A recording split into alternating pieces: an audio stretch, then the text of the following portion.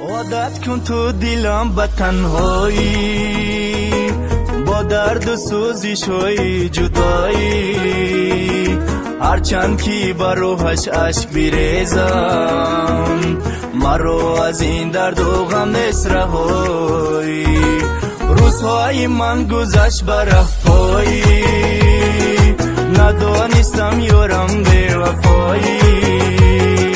طاقت کن تو دلم به تنهایی، در نصیبی ما بود از جدایی.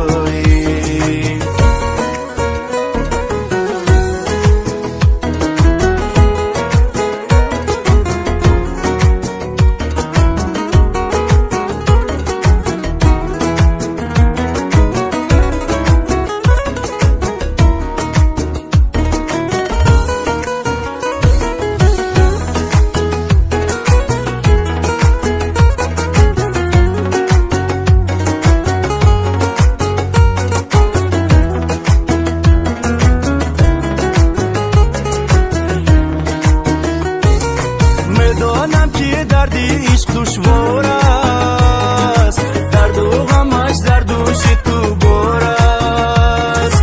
ندانستم یارم بی‌وفا بود، عشق و محبتی ما خطا بود. زی درد و غمهای او بیمارم، آخر زی دستش دل افگارم.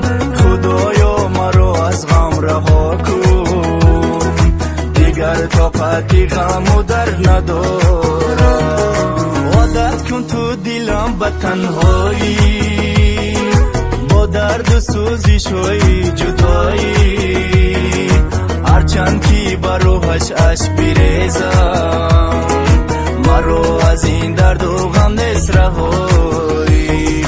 روزهای من گذشت بر افپایی، ندانستم یارم بی‌وفایی. طاقت کن تو دلم به تنهایی، در نصیبی ما بود از جدایی.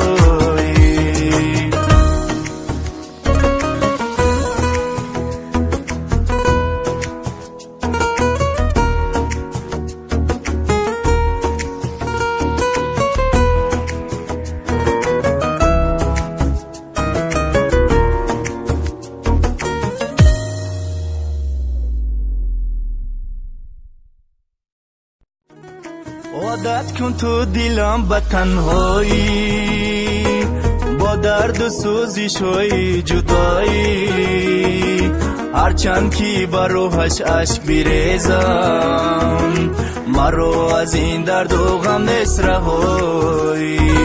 روزهای من گذشت بر افپایی، ندانستم یارم